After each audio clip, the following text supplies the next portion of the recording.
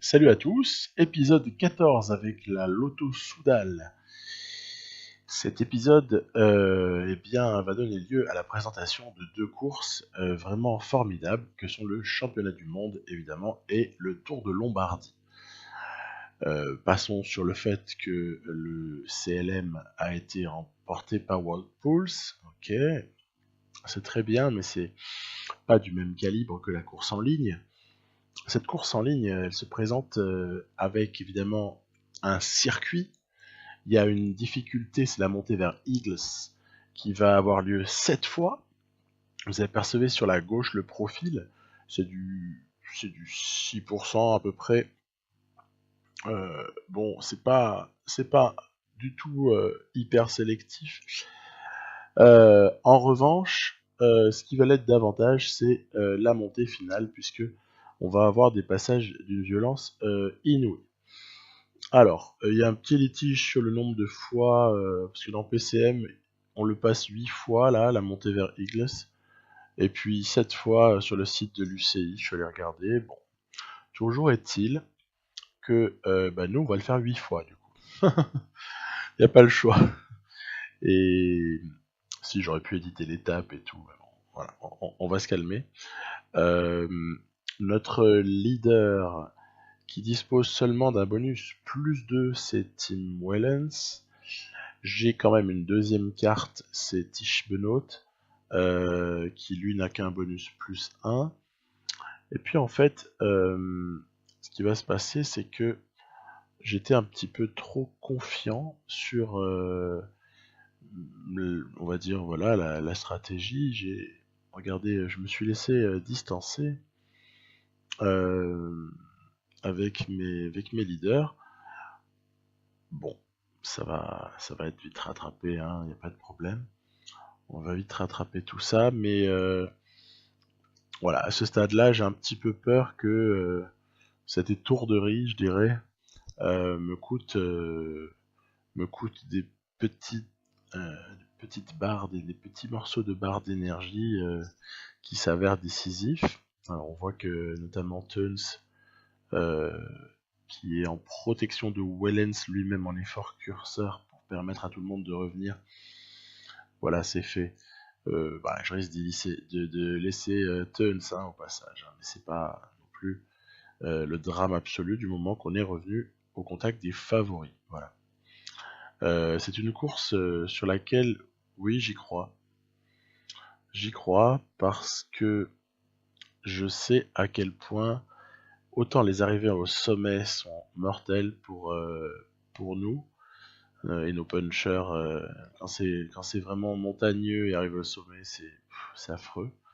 En revanche, dès lors qu'il y a comme ça une succession de difficultés avec des descentes et puis surtout une arrivée en bas d'une descente, ça je sais que c'est un type de profil même montagneux, en tout cas classifié comme tel, qui ne nous est pas tant défavorable que ça. Cette équipe de Belgique, hein, c'est pas pour rien que j'ai pris Benoît et Wellens et que je vais les considérer comme mes leaders, je les ai préparés pour tel.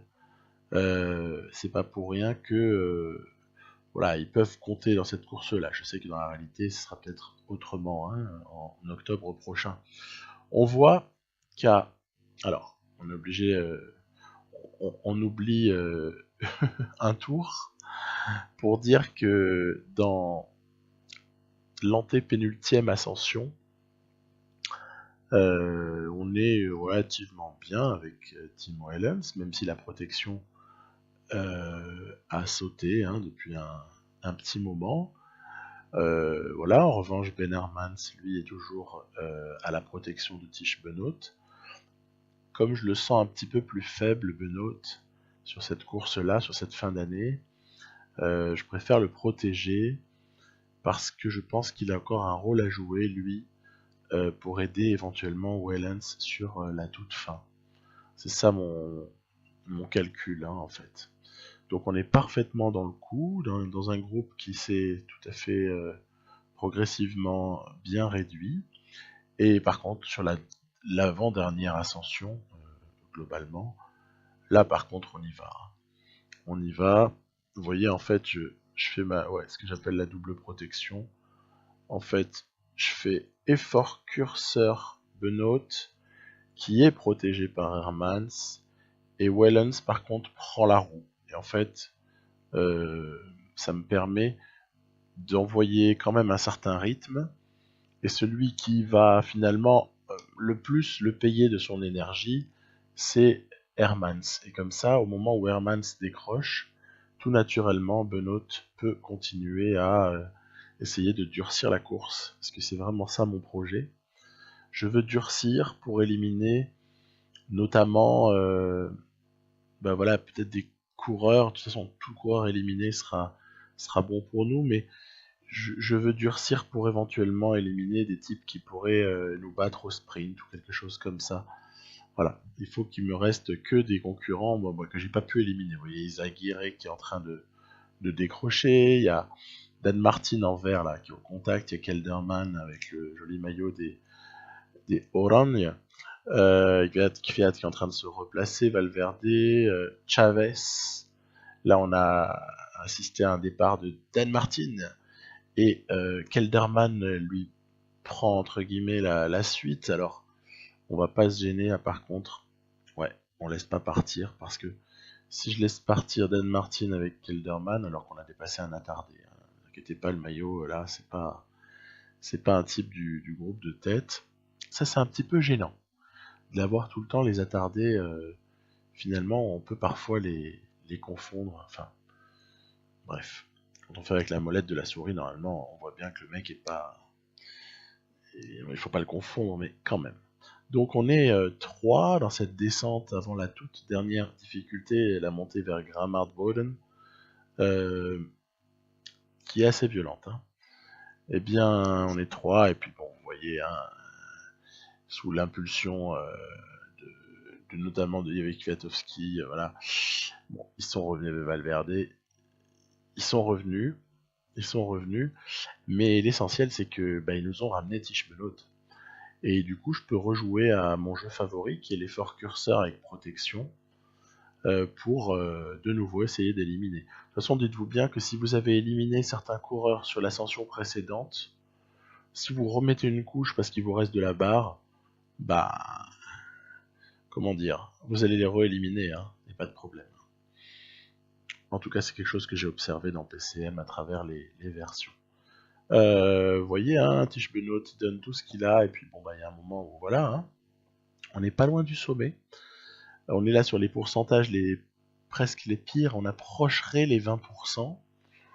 Il y a vraiment un endroit terrible, et du coup, dès que ça se calme en pourcentage, façon de parler, parce qu'on est quand même encore dans quelque chose qui est presque de l'ordre du mur, hein, je plante une accélération avec Wellens, parce que j'avais vu que ça se dandinait pas mal avec nos compagnons d'échappée. Et vous voyez, il y a une avance assez déterminante qui est prise. Je booste l'effort, je booste jusqu'à ce qu'il me reste quasiment plus rien. Parce qu'en fait, je connais la capacité que peut avoir Tim Wellens de récupérer en fait.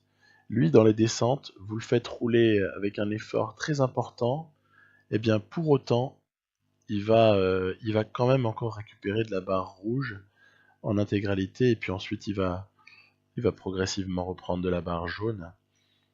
Et vous voyez, nos concurrents sont désormais assez loin. Il y a Benoît qui est avec Kvyat, mais lâché, hein. Ils sont pour les 6 et 7e places. Et nous, on va, oui, hein, c'est officiel maintenant, même pouvoir se permettre de pas appuyer comme un malade jusqu'à la fin. Il va y avoir le grand bonheur, non seulement d'être champion du monde, mais en plus de ça, d'arriver en solitaire. Voilà. C'est un luxe absolu. Tim Wellens, champion du monde 2018. C'est officiel. Voilà. Une année de maillot arc-en-ciel pour ce dernier. Donc, immense joie. Valverde, Dan Martin, ok, ça arrive, Chavez. Kvyat qui nous prend, mais on la lui laisse volontiers, la 6e place. Tish Benoît 7e, ok. Je vous ai sélectionné petit peu le moment qui pour moi est le moment clé. Ce moment, c'est vraiment voilà, d'avoir récupéré Tish Benoît, c'était essentiel pour pouvoir, je dirais, malmener nos compagnons d'échappée à l'aide de sa protection, avec plus de facilité de ce fait. Les portes qui lâchent, enfin bref, voilà. Ça lâche progressivement. Regardez bien comme ça se dandine là. Alors, qu'est-ce qui se dandine? Fiat, il se dandine. Valverde, il est vraiment limite. Kelderman, ça se dandine. Voilà, je veux dire. Chavez, ça se dandine copieux. Regardez, Valverde, il a essayé de suivre, il n'a pas pu. Voilà. Ça, c'est les moments les plus jouissifs quand vous jouez avec soit avec un grimpeur, soit avec un puncher. C'est les moments les plus jouissifs à PCM, c'est quand vous arrivez comme ça à vous échapper pile au bon moment, vous terminez en solo. Voilà, je vais la faire courte. Mais moi, cette victoire, elle m'a fait hyper plaisir parce que j'y ai pensé toute l'année. Enfin, toute l'année, hein, toute la saison que je viens de vous présenter dans les 13 épisodes précédents. Voilà, j'y ai pensé toute l'année et j'ai aussi pensé toute l'année à ce qui va suivre juste après, c'est-à-dire le Tour de Lombardie. Voilà. On va y arriver, je pense. Voilà, ce Tour de Lombardie, c'est aussi un objectif majeur pour moi. On est aussi à 260 km de course, hein, c'est assez monumental. Comme je vous le dis, tout se joue sur les 90 derniers bornes avec 4 difficultés, mais surtout le fameux mur Il Muro di Sormano. C'est ce que j'ai mis j'ai mis un numéro 2. Sachant que dans le Civiglio, il y a peut-être quelque chose à faire, c'est le 3. Et peut-être San Fermo della Battaglia. Ça, c'est la dernière occasion, hein, ce sera la dernière occasion de faire une différence éventuelle, quoi. Mais donc, tout l'enjeu, c'est... Parce qu'on reviendra sur le Tour de Lombardie dans d'autres vidéos, je vous en reparlerai. Tout l'enjeu va être finalement de tenir, s'économiser, protéger, forcément protéger le champion du monde, hein, parce qu'il a un bonus plus 5 qui est annoncé, donc à partir de là, il n'y a même pas de discussion possible. Ça va évidemment être lui notre leader. Et voilà, je vous ai un petit peu exposé la stratégie. Petite photo, voilà, hein, c'est quand même nos deux stars, hein, de l'équipe Lotto Soudal, et très volontairement, je tiens à ce qu'il le reste. Je tiens vraiment à ce qu'il reste les deux stars de cette équipe. C'est pour ça que je n'ai pas pris un Dumoulin. C'est pour ça que je n'ai pas prévu de recruter de superstars. De toute façon, Wellens, déjà avec son succès au championnat du monde, est devenu une superstar. Donc, nos superstars, on les fabrique, on les recrute pas. Ou si on les recrute avant. Donc, on arrive là, voilà, vous voyez, on est à un petit peu plus de 80. Enfin, en tout cas, on est avant l'explication finale dans Madonna del Ghisaro. Alors, ça, c'est du 6%, hein, sur 8 km, donc c'est juste un petit échauffement, on dira, avant une légère descente. On va pouvoir le constater. J'ai Benoît qui est en difficulté, alors on essaie vraiment de le remonter, c'est pas évident, hein. Pas évident. En tout cas, sur cette course, contrairement au championnat du monde, il y a Van Endert qui fait un super boulot de protection sur Tim Wellens. Wellens, il est droit comme un i, il ne bouge pas. La barre, elle bouge très peu. Voilà. Donc on aborde la descente de Madonna del Ghisaro. On va attaquer le Colma di Sormano, 5 km d'abord pour commencer, 5 km à 6-7%, et après il y a le fameux mur qui durera 2 km. Alors sur l'image là que je vous ai fait apparaître de PCM, la proportion n'est pas tout à fait respectée. Voilà, vous voyez en haut à droite, en rouge, c'est les fameux passages où on va avoir du 16% de moyenne et il va même y avoir jusqu'à du 25% sur certains endroits. Donc c'est vraiment d'une violence inouïe. Donc on n'y est pas encore dans ces très hauts pourcentages. Vous me direz, on n'est que dans du 16%.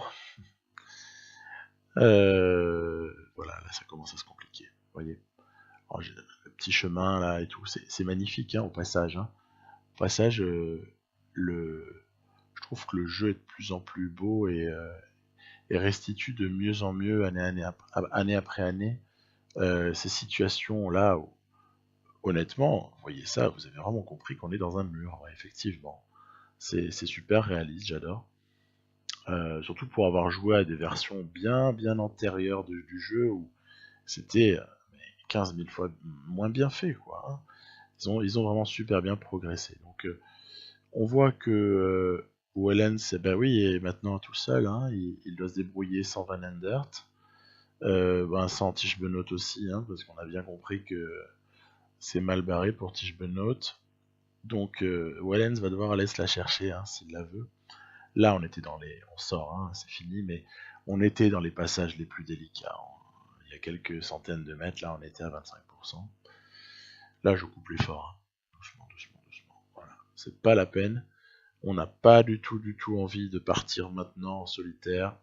C'est pas du tout l'esprit. Vous voyez, Benoît. Voilà, c'est terminé. C'est terminé. Il reverra pas la tête de course, même si je vais quand même le faire rouler à toute blinde. Au cas où. Wellens, je le fais mais glandouiller mais le plus possible. Vous voyez, on n'a même pas terminé la descente. Il a déjà largement récupéré ses barres. Il est calé le mec. Et en fait, le problème de Tischbenot dans ce groupe de poursuivants qui a une 30, une 40 de retard, bon, en fait, c'est que c'est plus ou moins le seul qui roule. Quoi. Donc, ok, on a compris. Ça ne reviendra pas. Ça ne reviendra pas. Et donc, Wellens va devoir se débrouiller, là, toujours un peu le même esprit, hein, dans un groupe qui est jonché de coureurs tous très dangereux. On va aborder à présent le Civiglio. Le Civiglio, voilà, comme je vous l'indique, presque du 10% de moyenne, hein, c'est quand même violent. Il y a un petit passage à 14, mais il est court, mais il y a un petit passage à 14%. En tout cas, voilà. Vous voyez, j'essaye de pas me faire remarquer. Bon, on dirait avec le maillot de champion du monde, on nous voit bien, mais voilà, tranquille. Si les autres veulent faire des efforts, il n'y a aucun souci. On se met en effort curseur. Et puis c'est tout. Donc Romain Bardet a l'air d'avoir des fourmis dans les jambes. On va le suivre grâce à une petite manœuvre de contre-attaque. Vous voyez que ça bouffe un peu la barre, hein, de suivre. Hein. Tout de suite, c'est plus la même histoire. Hein. Là, on est dans des pourcentages qui sont vraiment costauds. Hein. On parlait de 14 max hein, sur ce Civiglio. Je pense que là, on y est. Voilà, vous voyez, on en sort en tout cas. On en sort où on s'apprête, disons, à en sortir. Je préférerais dire ça pour être honnête, vu ce que j'ai étudié du parcours. Donc voilà, là, il y a encore, c'est assez costaud ici. C'est un passage assez délicat. Voilà, ça se calme. Et forcément, vous avez vu la vidéo, vous avez vu le championnat du monde. Hein.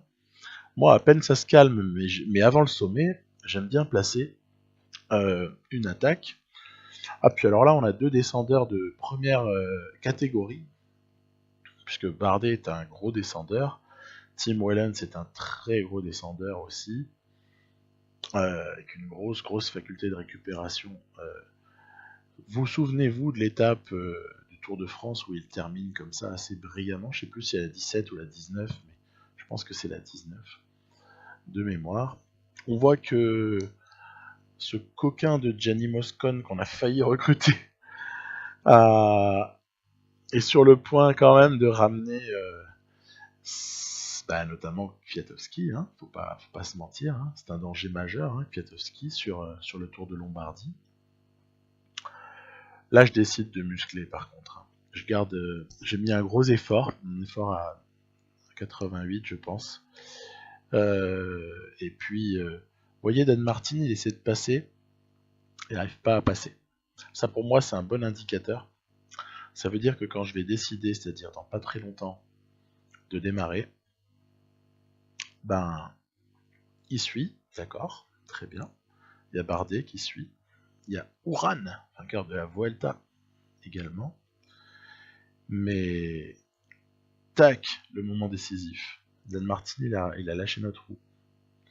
Il a lâché notre roue, ça veut dire que maintenant, ça dépend plus que de nous d'aller au bout. Alors, du coup, je fais gaffe parce que, détail, quand on est dans les 3 derniers kilomètres d'une étape de vallon, si vous restez en attaque, en fait, votre coureur, il va sprinter. Moi, je veux pas sprinter.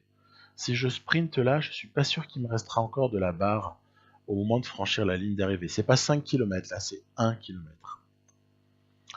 Et du coup, regardez, tiens, ça revient, hein, je voulais y aller comme au championnat du monde, terminer solo. Non, il va falloir quand même activer le sprint. Bon, hein, on avait encore un petit peu de marge puisque la barre rouge est loin d'être épuisée.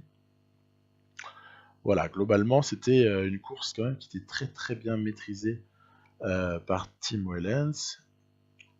Écoutez, je ne pouvais pas rêver mieux que ce doublé de fin d'année, championnat du monde, Tour de Lombardie. Pour moi, c'est rêvé. Voilà, c'est un scénario rêvé. Magnifique. Surtout, ouais, comme je vous le signale en dessous, qu'il ne peut pas dire qu'il ait toujours eu de la chance. Hein. Donc, petit replay. C'était la première lame, celle qui nous permet de nous échapper avec Romain Bardet avant qu'on soit un petit peu repris. Deuxième lame. D'une part, on tient le coup. On laisse pas passer. On reste devant.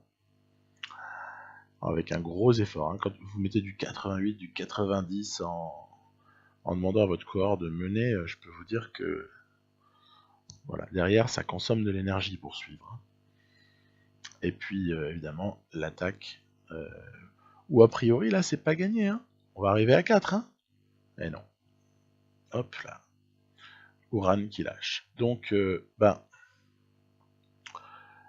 puis avec cette petite... allez, on a voulu garder un petit peu de suspense à la toute fin. Je plaisante. Les hommes bien placés sont, comme par hasard, beaucoup de ceux qui étaient très bons sur la Vuelta. Et puis voilà, on fait un petit bilan au passage.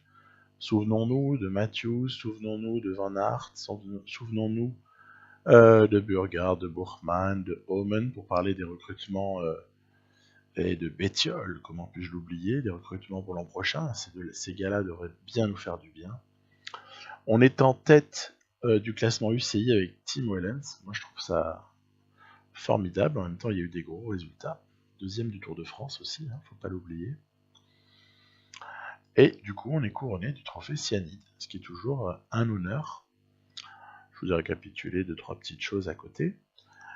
Donc voilà, il me reste plus qu'à vous dire que il y a une nouvelle saison palpitante qui attend. Et à très bientôt pour un épisode 15.